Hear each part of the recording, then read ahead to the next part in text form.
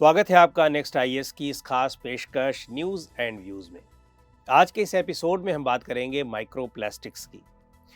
Plastics के बढ़ते इस्तेमाल को लेकर अप्रैल 2023 में एक नई स्टडी सामने आई है जो प्लॉज वन नाम के जर्नल में छपी है। स्टडी का टाइटल है a growing plastic smog now estimated to be over 170 trillion plastic particles afloat in the world's oceans, urgent solutions required. यानी दुनिया भर के ओशंस में 170 ट्रिलियन से ज़्यादा प्लास्टिक पार्टिकल्स तैर रहे हैं और इसके अर्जेंट सॉल्यूशंस खोजे जाने की ज़रूरत है। अपनी एनालिसिस के लिए रिसर्चरों ने 1979 से लेकर 2019 के बीच दुनिया के 6 प्रमुख मैरीन रीजन्स के करीब 12,000 ओशन स्टेशन से सरफेस लेवल प्लास्टिक पॉल्यूशन का डेटा इकट्ठा किया। इसके बाद इस डेटा को उन्होंने अपने एक्सपेडिशंस के साथ कंबाइन किया। माइक्रोप्लास्टिक्स होते क्या है? दरअसल एनवायरनमेंट में पाए जाने वाले प्लास्टिक्स में बेहद छोटे टुकड़ों यानी टिनी बिट्स को माइक्रोप्लास्टिक्स कहते हैं। इन टिनी बिट्स को माइक्रोप्लास्टिक्स इसलिए कहा जाता है क्योंकि ये बॉटल या बैग बनाने वाली ट्रेडिशनल प्लास्टिक से अलग होते हैं। इनके साइज को लेकर कोई एक यूनिवर्सल एग्रीमेंट या क्राइटेरिया नहीं है। यूएस की NOAA यानी national oceanic and atmospheric administration और यूरोपियन केमिकल एजेंसी माइक्रोप्लास्टिक को लंबाई में 5 mm से कम के रूप में डिफाइन करती हैं। कॉस्मेटिक्स, क्लॉथिंग, फूड पैकेजिंग और इंडस्ट्रियल प्रोसेसेस से निकलने वाले प्रोडक्ट्स से माइक्रोप्लास्टिक नेचुरल इकोसिस्टम्स में आती है। यदि इनके टाइप्स की बात करें तो प्राइमरी माइक्रोप्लास्टिक्स होते हैं जिनमें सभी प्लास्टिक फ्रैगमेंट्स या पार्टिकल्स आते हैं जो साइज में एनवायरनमेंट में आने से पहले 5 mm या उससे छोटे होते हैं। इनमें क्लॉथिंग माइक्रोफाइबर्स, माइक्रोबीड्स और प्लास्टिक पेलेट्स जिन्हें नर्डल्स के नाम से भी जाना जाता है वो आते हैं। माइक्रोप्लास्टिक पार्टिकल्स का यूज़ शावर जेल्स, एक्सफोलिएंट्स और टूथपेस्ट जैसे कॉस्मेटिक प्रोडक्ट्स में भी हो सकता है। इसके अलावा सेकेंडरी माइक्रोप्लास्टिक्स होते हैं जिनमें वो माइक्रोप्लास्टिक्स आते हैं जो नेचुरल वेदरिंग प्रोसेसेस से लार्जर प्लास्टिक प्रोडक्ट्स के टूटने या डिग्रेडेशन से निकलते हैं। एनवायरनमेंट में ज़्यादातर सेकेंडरी माइक्रोप्लास्टिक्स ही पाई जाती हैं। माइक्रोप्लास्टिक्स ह्यूमन टिश्यूज़ और ह्यूमन ब्लड में भी पाए जा चुके हैं। हालांकि इनका हमारे बॉडी पे क्या इम्पैक्ट पड़ता है इसकी जानकारी अभी नहीं है, लेकिन ये ओशंस और वहाँ पाए जाने वाले फ्लोरा एंड फौना के लिए बहुत ही हार्मफुल होते हैं क्योंकि ये ऐसे मॉलिक्यूल्स में नहीं टूटते जो हार्मलेस होते हैं और ओशंस में रहने वाले जीव इन्हें अपना भोजन समझकर खा जाते हैं।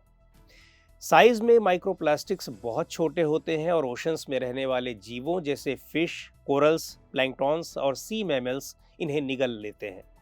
यही नहीं, फूड चेन में जो जीव इन्हें खाते हैं उनके पेट में भी माइक्रोप्लास्टिक्स पहुंच जाते हैं। इस तरह के पार्टिकल्स का शरीर में घुसना कई अन्य मैकेनिकल प्रॉब्लम्स जैसे लेसिरेशंस और ब्लॉकेजेस की समस्या पैदा करते हैं। इंजेस्टेड प्लास्टिक्स ऑर्गेनिजम्स में केमिकल्स को एब्जॉर्ब करके लीचिंग के जरिए उन्हें नुकसान पहुंचाते हैं। वहीं माइक्रोप्लास्टिक कई हाइड्रोफोबिक कंपाउंड्स को एब्जॉर्ब करते हैं जैसे DDT, PCBs और कुछ दूसरे इंडस्ट्रियल केमिकल्स को। इन सबसे भी ज़्यादा इम्पॉर्टेंट है कि ये पार्टिकल्स बायोडाइवर्सिटी और इकोसिस्टम बैलेंस को नुकसान पहुंचाते हैं। माइक्रोप्लास्टिक्स ओशंस की कार्बन साइकिल को बिगाड़ सकते हैं। नॉर्मली फाइटोप्लैंक्टॉन्स कार्बन एब्जॉर्ब करते हैं और इन्हें ज़ूओप्लैंक्टॉन खाते हैं। फिर इनके फीकल पेलेट्स में से कार्बन अलग किया जाता है जो सी फ्लोर में सोख लिया जाता है।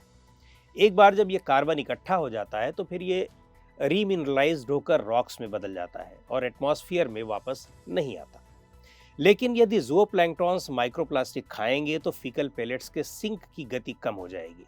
इसका मतलब है कि उस कार्बन को दूसरे जीव खा लेंगे और इस प्रकार कार्बन के चट्टानों के रूप में इकट्ठा होने की प्रोसेस बुरी तरह प्रभावित होगी। इस स्टडी की कुछ की फाइंडिंग्स इस प्रकार हैं। 2014 में एस्टिमेट किया गया था कि ओशन में 5 ट्रिलियन प्लास्टिक पार्टिकल्स हैं। अब यानी 2023 में 170 ट्रिलियन प्लास्टिक पार्टिकल्स का एस्टिमेशन किया गया है जिनका वेट करीब 2 मिलियन मीट्रिक टन है जो दुनिया भर के ओशंस में तैर रहे हैं। अगर इस इशू को सॉल्व करने की दिशा में कुछ ठोस काम नहीं हो सका तो 2040 तक इसमें 2.6 गुना इजाफा हो जाएगा। प्लास्टिक पॉल्यूशन बढ़ने के कई रीजंस हैं। 1990 से लेकर 2005 के बीच प्लास्टिक पार्टिकल्स की संख्या में फ्लक्चुएशन आया जिसका कारण मार्पोल जैसी इंटरनेशनल पॉलिसीज का इम्प्लीमेंटेशन भी है, जिसके एनेक्स 5 के तहत समुद्र में ट्रैश डंपिंग के खिलाफ कानून बने हैं। समस्या तब बढ़ती गई जब दुनिया भर में प्लास्टिक का ओवर प्रोडक्शन होने लगा। मसलन 2005 से हमने 50 लाख टन से ज्यादा प्लास्टिक का प्रोडक्शन किया, जिसका सीधा मतलब है कि ज्यादा पॉल्यूशन। यही वजह है कि साल 2000 के बाद से ओशंस में माइक्रोप्लास्टिक का कचरा तेजी से बढ़ा है और लगातार बढ़ रहा है। मौजूदा समय की बात करें तो प्लास्टिक पॉल्यूशन की प्रॉब्लम से निपटने की जो पॉलिसीज हैं वो कमज़ोर हैं और वॉलंटरी और रिसाइकलिंग पर जोर देती हैं, और इस वजह से बहुत इफेक्टिव नहीं हो पाती। रिपोर्ट ने कुछ रिकमेंडेशंस भी दी हैं कि क्या किया जाना चाहिए।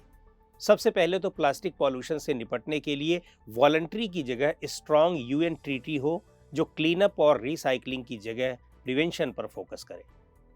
सिंगल यूज और थ्रो अवे प्लास्टिक के प्रोडक्शन पर रोक लगाने या इसे सीमित करने के लिए किसी ग्लोबल रिजोल्यूशन की बहुत सख्त ज़रूरत है। हमें ऐसी सिटीज़ बनानी होंगी जो अपने वेस्ट का निस्तारण अपनी टेरिटरी में ही करें, बाहर न करें। न्यू प्लास्टिक प्रोडक्ट्स में केमिकल एडिटिव्स की क्वांटिटीज़ रिड्यूस करने की सख्त ज़रूरत है। न्यू प्रोडक्ट्स में रिसाइकिल्ड प्लास्टिक का यूज़ हो। इंडस्ट्रीज़ पर यह बाध्यता होनी चाहिए कि वो नए प्रोडक्ट्स में कम से कम 75% रिसाइकिल्ड प्लास्टिक का यूज़ करें। तो आज के इस एपिसोड में इतना ही। अगले एपिसोड में हम फिर मिलेंगे एक नए टॉपिक के साथ। आपको ये प्रोग्राम कैसा लगा, कमेंट करके हमें ज़रूर बताएं। आप अपने सुझाव भी हमें भेज सकते हैं।